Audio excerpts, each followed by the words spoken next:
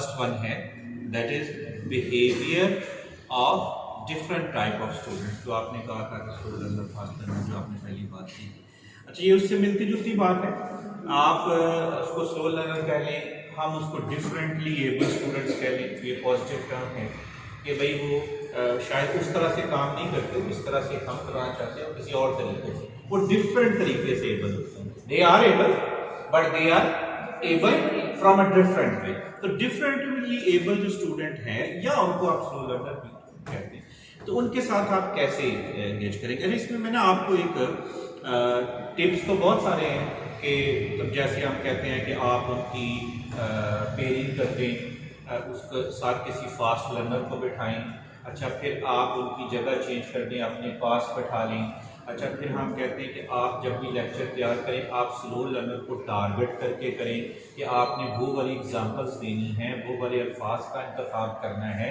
या अगर फ़र्ज़ करें उस बच्चे का नाम जो है ना वो रेहान है, तो आपको रेहान का चेहरा कि उसको ये बात समझ में आ जाएगी। तो ये इस लिहाज से आप अपनी जो है ना वो लेक्चर की प्रिपरेशन करें, लेसन प्लानिंग करें। फिर इसके अलावा आप जब वो दोनों बच्चे जिनको आपने बैठाया है साथ, जो स्लो लर्नर हैं, तो वो जब डिस्कशन कर रहे हो तो लेट देम डिस्कस। बाकियों की तरह उनको डांटे ना कि भाई आप चुप कर दें, आप अपनी बातें को कर रहे हैं, बिकॉज वो तो they will be discussing something about the syllabus. तो ये तो टिप्स हैं। या फिर आप उनको जो है ना वो कभी थोड़ा पूछें, उनसे एफिनिटी ज़्यादा बढ़ाएं, उस बच्चे से आने जाने का पूछें, छोटी सी बात पे ज़्यादा उसको अप्रिशिएट करें, क्लास के सामने ना करें बेशक। और जब उसका पेपर चेक करें तो उसमें आप पॉजिटिव चीज़ें ढूंढें। मतलब उसका पेपर लाल करके ना भेज दें। कभी कभार होता है कि बच्चे ने 6 सेंटेंस लिखे होते हैं, उनमें हर सेंटेंस में गलती होती है, उसमें सेंटेंस तो गलत हो रहा होता है, लेकिन सेंटेंस में उसने और भी चीज़ें चेक करने वाली होती हैं कि फुल स्टॉप सही लगाए हैं, कॉमे सही लगाए हैं, कैपिटल लेटर से शुरू किया है, और इसी तरह उसमें ग्रामर का ठीक लिखा है, स्पेलिंग कोई ना कोई चीज़ तो ठीक लिखी होगी ना। तो आप उसकी गलतियां कम उसको पॉइंट आउट करके बताएं, बल्कि उसकी अच्छी चीज़ें, उसको गलतियां बाद में पॉइंट आउट करें, लेकिन पहले उसकी अच्छी चीज़ें बताएं ताकि वो मोटिवेट हो। अगर आप पहले ही उसको स्टॉप कर देंगे, आप उसको बता देंगे नहीं भी रूल तो ये है कि आपका एक भी जो है ना एक सेंटेंस में से गलत हो गया तो आपका सेंटेंस गलत है, फिर ये जो आइंदा से गलत नहीं करेगा तो वो पहले ही मोटिवेटेड है। क्योंकि जो स्लो लर्नर होते हैं उनमें सबसे बड़ा मामला डिमोटिवेशन ही होती है। तो वो डिमोटिवेशन वाला काम आपने अपनी तरफ से कोई नहीं होने देगा। तो बाकियों को जिस तरह ट्रीट करते हैं उनको जरा थोड़ा स्पेशल ट्रीट करें, तो इससे भी काफ़ी सारे फायदे। लेकिन एक जो फायदा है, जो बड़ी चीज़, जो बड़ी बात है, जो कि जनरल बात है, वो हर क्लास के लिए आप इस्तेमाल कर सकते हैं। वो एक किताब है, इस किताब का नाम है dealing with difficult students. Difficult, अच्छा, ये किताब है ली कैंटर और मार्लिन कैंटर की। तो सोल्यूशन ट्री के प्लेटफॉर्म से ये मिल जाएगी, सोल्यूशन ट्री की वेबसाइट से मिल जाएगी ये किताब। अच्छा, ये किताब जो है ना, इसमें उन्होंने सिर्फ यही डील किया है, यही लिखा है कि हमने ऐसे बच्चे जो कि डिफरेंटिएबल हैं, डिफिकल्ट हैं, स्लो लर्नर हैं, उनको कैसे डील करना है। अच्छा, उसमें जो सबसे बड़ी अहम बात जो पूरी उस किताब का क्रक्स है, वो मैं अब आपको बताने वाला हूँ, ठीक है। अच्छा, वो क्रक्स है, उन्होंने एक, चले ये तो जनरल सी बातें हैं, मैं आपसे अभी वो बात करता हूँ जो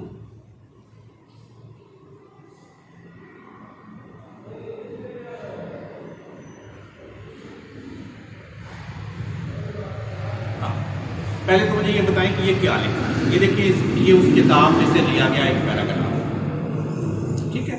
succeeding with difficult students by Lee Canter and Marlene, ठीक है। ये किताब आपको ऑनलाइन भी मिल जाएगी और अफाक के प्लेटफॉर्म से मिल जाएगी। अच्छा, इसमें देखिए, यू कैन, कोई पढ़े आप?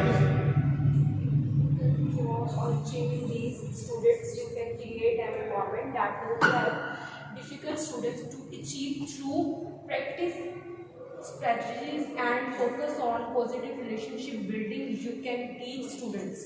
ठीक है, ये सेम जो उन्होंने लिखा था, मैंने एज इट इज इधर से लिखा है कि यू कैन क्योर और चेंज, आप इलाज कर सकते हैं स्टूडेंट का, ठीक है।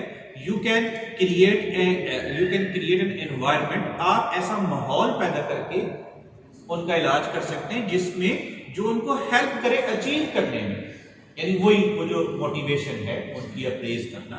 अच्छा, थ्रू प्रोएक्टिव स्ट्रेटेजी, यानी पहले से आप प्लान करें अगर आप, but focus on positive relationship building you can teach student, यानी इसमें सबसे बड़ा जो आंसर होगा वो होगा पॉजिटिव रिलेशनशिप का, ठीक है। अच्छा, अब मैं आपको उसकी उस रिसर्च के बारे में जो किताब के अंदर ओवरऑल लिखी गई उसके बारे में बताऊंगा। किताब का ये क्रक्स है कि वो जो ली कैंटर और मार्विन कैंटर थे, उन्होंने ये रिसर्च कंडक्ट की कि उन्होंने एक जो ना सवाल पूछा 100 टीचर्स से, 100 टीचर से एक सवाल पूछा, और वो सवाल बड़ा अजीब सा था, गरीब भी था सवाल, कहते हैं अजीब वो गरीब। अब मुझे नहीं पता अजीब कहते हैं गरीब क्यों कहते हैं, हालांकि सवाल तो गरीब नहीं हो सकता, बंदा हो सकता है गरीब। कभी सोचा हमने इसके ऊपर कि गरीब क्यों कहते हैं? अजीब तो चलो बात ठीक है, इसलिए मैंने अजीब कहा, तो गरीब वैसे कहते हैं। तो सवाल ये था, do you feel that your student should listen to you? अब ये बड़ा वाकई अजीब सवाल है कि अगर उर्दू में इसको हम कर लें कि कोई हमसे पूछे, हम उस्ताद हैं, हमसे पूछे कि क्या आपके तलबा को आपकी बात सुननी चाहिए, तो कहते हैं सुननी चाहिए, क्यों नहीं सुननी चाहिए? ये कौन सा सवाल है भाई? तलबा को तो बात सुननी चाहिए। अच्छा, वो आगे से अगर पूछे क्यों सुननी चाहिए, यही सवाल है कि आपके तलबा को आपकी बात सुननी चाहिए, क्या आपके ख्याल में फील करते हैं आपके तलबा को आपकी क्यों सुननी चाहिए? जिसने कहा जी सुननी चाहिए, उन्होंने पूछा क्यों सुननी चाहिए। अच्छा, अगर फर्ज करें मैं उनके जवाब भी देखूंगा, जो जवाब उसके किताब वो भी देखा, आपके ख्याल में आपके तलबा को आपकी बात क्यों सुननी चाहिए? आप क्लास में उनको पढ़ा रहे हैं, आप उनसे एक्सपेक्ट करते हैं कि सारे मेरी बात गौर से सुने, सारे जो है ना चुप कर जाएं, क्यों एक्सपेक्ट करते हैं? ऐसी एक्सपेक्टेशन क्यों रखती हैं? क्योंकि हम उनके लिए बात कर रहे हैं, क्योंकि हम उनके लिए बात कर रहे हैं, और तो कोई है नहीं सुनने वाला। हाँ ठीक है, ये बात सही है, मतलब घर में तो सुनता नहीं हमारी कोई, तो हम बच्चे तो नहीं सुनेंगे तो फिर हमें टीचर कौन कहेगा? मैं मजाक कर रहा हूँ, मतलब ये बात ठीक है कि नहीं, हम उनके लिए तो क्लास में बात कर रहे हैं, और मैं बोल क्यों रही हूँ तो उन्हीं को सुननी चाहिए बात। अच्छा चलिए, एक जवाब हो गया, और दे जवाब किसी और के जिन में और भी तो हो सकता है क्यों सुननी चाहिए बात अपने बच्चे नहीं, मैं ये कह रहा हूँ कि बच्चे आपकी बात क्यों सुने? हाँ, सुनेंगे तो रिस्पॉन्स करेंगे, या वो इम्तहान में लिख सकेंगे जवाब, या फिर वो आगे तरक्की कर सकेंगे, या फिर वो आगे बढ़ सकेंगे, या फिर उनकी शादी हो जाएगी, या फिर उनके बच्चे हो जाएंगे, या फिर अच्छी नौकरी मिल जाएगी। ये जाहिर है ये ज़हन में होते हैं ना सारे, यही तो प्लानिंग होती है ना सारी। अच्छा, और बताएं क्या और भी कोई रीजन है?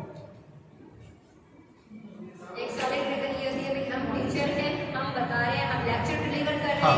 हम इनका टाइम वेस्ट नहीं कर रहे, हम तो इनके भले के लिए कर रहे हैं। हाँ। हम एज अ टीचर हैं तो हमारा काम है लेक्चर डिलीवर करना, ये स्टूडेंट है इनका काम है हमारा हमें सुनना। हाँ, मैं टीचर हूँ और मेरा नाम है मिस शबाना, और आपको मेरी बात सुननी पड़ेगी क्योंकि मैं टीचर। अच्छा सुन ले, एक इशारे पे ना एक सिपाही खड़ा था साथ में, वहां से ना दो बाइक वाले इशारा तोड़ के गुजरे, तो उसने देखा कि एक बाइक वाले के पीछे दूसरा जो है उसको पकड़ने की कोशिश कर। खैर वो कहीं जाके ना वो सिपाही ने भी पीछे उनके जो है ना वो बाइक दौड़ा दी कि भैया आपने इशारा क्यों, सिग्नल क्यों तोड़ा। कहीं जाके पकड़ लिया तो उन्होंने कहा कि आप दोनों ने बताएं क्यों इशारा तोड़ा। कहने सर ये देखिए ये शायर है, अपना कलाम सुना के मुझे आ गया और अब मेरा सुन नहीं रहा, जब मेरी बारी तो उस्ताद को भी यही फील होता है कि जब मैं स्टूडेंट था मैं तो सुनता रहा सभी, हम तो जब करके अब इनकी बारी इनको भी सुनना चाहिए। अच्छा कुछ टीचर ये भी फील करते हैं कि भाई इनका तो काम ही सुनना है, क्योंकि हमने भी सुना ये अज़ल से अब तक यही तरीक़ेकार चलता आ रहा है। अरस्तु की जब कोई सिलेबस नहीं था तो ये जो अरिस्टोटल वगैरह है, अफलातून वगैरह है, जब ये अपनी वो एकेडमी में पढ़ाया करते थे लोगों को, तो वो ऐसे ही स्टूडेंट आगे बैठ जाते थे और ये बातें करते रहते थे, और फिर लोग सिलेबस तो होता नहीं था तब तो ऐसे ही एजुकेशन चलती थी। तो सुनने वाला मामला तो उधर से चल रहा है, तो हम भी सुनते आए हैं, तो इसलिए अच्छा, और क्या कोई मुझे प्रैक्टिकल रीजन बताएं। ये तो आपकी रीजन जो है ना वो मुझे कोई वो नहीं लगता, दिल को नहीं लगता, ऐसे हो रहे हैं सर के ऊपर से। कोई दिल को लगने वाले रीजन बताएं। अच्छा, जो आपके दिल को लगे और जिससे आपको लगे कि वाकई ही वो बात है जिससे बच्चे सुनेंगे, क्योंकि अब तक जो आपने बातें बताई है ना, इनमें से कोई एक भी रीजन नहीं है जिसकी वजह से बच्चे आपकी बात सुने, क्योंकि मुझे वो रीजन पता है। सर मेरी जब बात बच्चे गौर से नहीं सुनते तो मैं एक ही उनको बात करती हूँ कि बच्चे ये टाइम वेस्ट करने के लिए हमारा लेक्चर नहीं है, नसीहत। तो आपको मैं जो बता रही हूँ आपको तो बस सुनना होगा। आपको सुनोगे नहीं तो आप आंसर नहीं दोगे, आंसर नहीं दोगे तो पास नहीं होगे, पास नहीं होगे तो शादी नहीं होगी, शादी नहीं होगी। फ्यूचर की बात तो बात की है ना। नहीं चले इसमें दरमियान, अभी तो डराते हैं सिर्फ पास नहीं होगे तो अगली यूनिवर्सिटी में दाखिला नहीं मिलेगा, यूनिवर्सिटी में दाखिला नहीं होगा तो एमबीबीएस नहीं होगा, एमबीबीएस नहीं होगा तो डॉक्टर नहीं बनेगा। 30-40 मिनट ही वैसे ही स्पेंड हो जाने इस बात जी, इसीलिए हम उस टाइम को शॉर्ट करके वापस ले आते हैं कि सिर्फ वापस उतना ही आके लगता है। सुने ठीक और है, उसके बाद जवाब भी दें। जवाब दे दिया। अच्छा, आप उनको वाज़ो नसीहत करते हैं। अच्छा, ये वाज़ो नसीहत का ना इतना वैसे असर नहीं होता। मैंने पहले भी उस दिन कहा था, वाज़ो नसीहत का ना बच्चों को उनको नहीं पता होता हमारे हक में क्या बेहतर है क्या नहीं है। आपको पता था जब आप इस क्लास में पढ़ते थे, पता था आपको? अच्छा, मैंने सही सही बात बताई। जब आप बच्चे की टीचर की बात सुनते थे, किस प्रेशर में आके सुनते थे? या तो डर से सुनते थे, ठीक है, और या फिर जब हम घर में भी पढ़ते थे, वो काम करने के लिए कहते थे तो वालिदैन कहते थे वो देखें तुम्हारे चाचू का बेटा जो है ना वो तुम्हारे से आगे बढ़ जाएगा, और या जो है ना वो कि वो फलां जो लड़की हो के तुमसे आगे बढ़ जाएगी इसलिए तुम करो। अच्छा, इस इमोशनल ब्लैकमेलिंग कह लें, सोसाइटी का प्रेशर कह लें, वालिदैन का जो है ना वो प्रेशर कह लें। तो प्रेशर या तो वो इमोशनल प्रेशर होता था या फिर फिजिकल प्रेशर होता था। फिजिकल आपको पता ही है वो जो है ना वो मारने मराने की सूरत में होता है, और इमोशनल होता है कि आपको इमोशन से खेलते हैं आपको जिस तरह।